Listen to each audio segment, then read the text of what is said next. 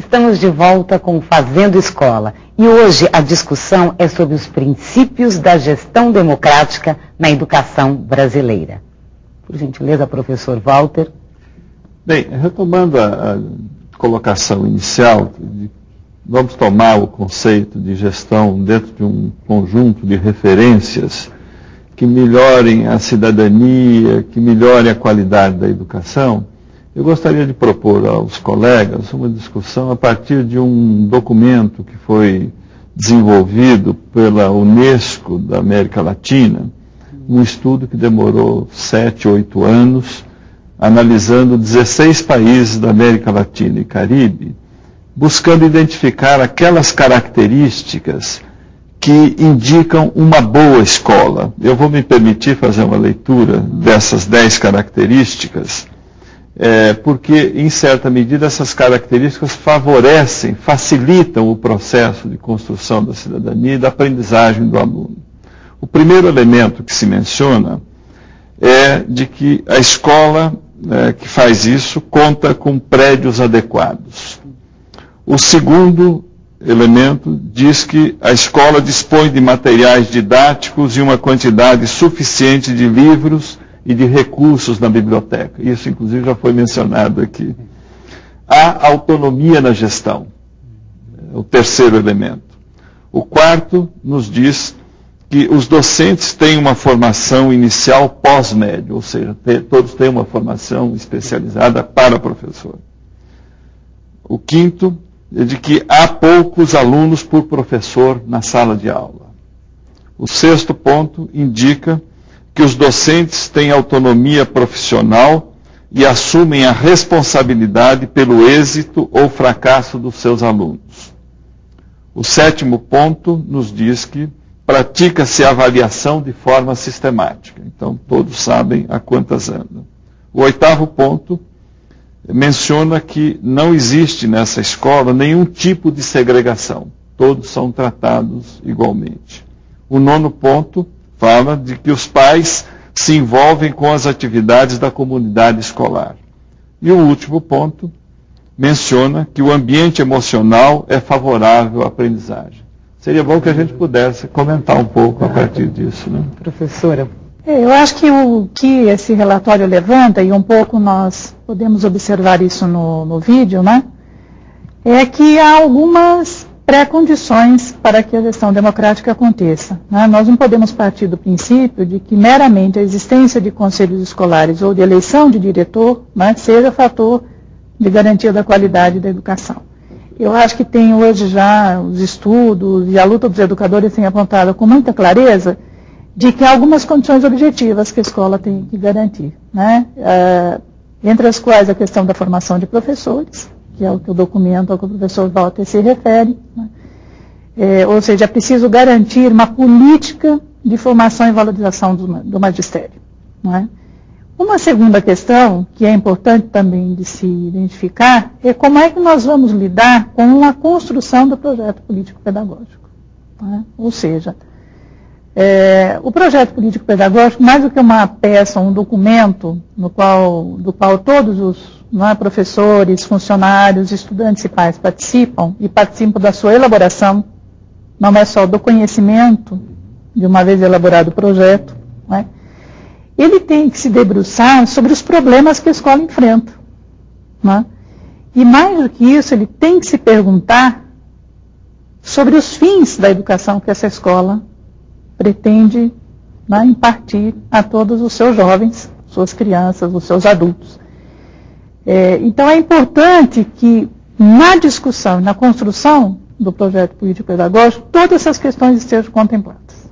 Eu levantaria, por exemplo, alguns impedimentos para que essa gestão da escola hoje ainda venha a ser democrática, né? Eu diria que é a questão do número de alunos em sala de aula, não é? Os países têm descoberto, tem claro que mais do que 20 alunos em sala de aula é impossível de você oferecer um ensino que garanta uma certa qualidade. Uma escola de tempo integral, né? Uma luta histórica dos educadores. Ou seja, sem uma escola de tempo integral é impossível você oferecer uma formação, né, humana integral. Seria bom que o Adilson confrontasse esses dados com a experiência que ele tem. Vem na sala e fala de aula. Já foi gestor, né, Adilson? Também fui gestor e a experiência que nós tivemos, ela foi extremamente gratificante e o desafio colocado foi o de fato de construir uma gestão pública, né, que envolvesse a comunidade, e nesse sentido a gente caminhou, a gente envolveu a comunidade escolar na experiência que tivemos. Os alunos se sentiram realmente sujeitos da construção da gestão da escola, a direção era de fato aberta, e nesse vídeo a gente também viu experiências nesse sentido. Agora, eu acho que é importante a gente destacar aqui que uma gestão democrática, ela não deve expressar apenas a visão do diretor da escola, de interpretar os fatos, mas, sobretudo, a construção de um sentido coletivo para onde a escola quer caminhar. Nesse sentido, eu acho que tem que ser ancorado em valores. Eu, na pesquisa que eu desenvolvi também, tendo como referência 2 escolas na cidade satélite de Ceilândia, analisando a experiência de gestão, eu levantei 4 elementos que são extremamente relevantes e que, a meu ver, constituem um conceito de gestão democrática interessante para a gente poder analisar uma determinada realidade, que é a participação, que é a autonomia, conforme o próprio documento apresenta, que é o pluralismo e a transparência. Participação no sentido de ser uma participação efetiva. Não é aquela participação em que a direção toma as posições e chama o grupo para referendar. Uma participação que seja construída coletivamente as decisões da escola. Então, uma participação que seja permanente nas instâncias representativas da escola. Então, a participação ela tem que ser um elemento presente na gestão da escola. Porque nada adianta você garantir as instâncias se você não tem um sujeito da participação. Outro elemento também que eu desenvolvi, que eu acho importante destacar, é o da autonomia. A autonomia no sentido de que ela só existe se houver a ação política dos sujeitos da escola. Ou seja, o professor, a comunidade escolar, tem que estar predisposta a participar para garantir essa autonomia. A autonomia não vem por decreto, ela é também fruto da ação política. É lógico que os governantes têm que facilitar o exercício dessa autonomia. O pluralismo também é algo relevante.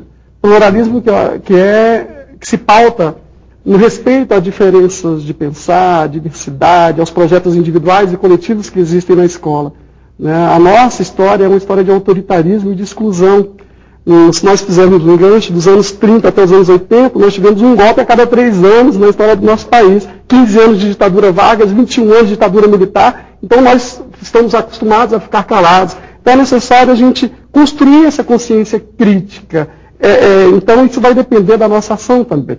Então autonomia no sentido da gente construir a cidadania por meio da nossa ação.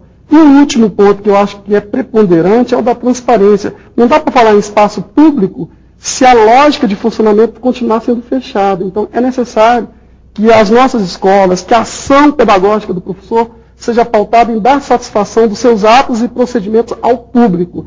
Então, esses 4 elementos, a meu ver, são significativos para a gente começar a construir um sentido público para a nossa escola.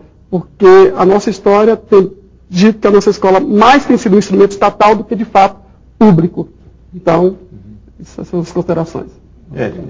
Eu tenho a impressão que a professora Helena levantou uma questão chave dentro desses elementos que ela menciona e que o Adilson coloca com muita ênfase também. A questão do professor tem sido registrada em várias pesquisas como relevante na construção desse projeto. Da mesma forma que o diretor da escola também pode ser um excelente facilitador de todo esse processo. Eu gostaria que a professora Helena mencionasse um pouco mais essa experiência, até porque ela vem trabalhando muito essa questão do professor, seja na FOP, seja nos vários fóruns brasileiros e latino-americanos de educação, como ela detalhasse um pouco mais essa questão do professor.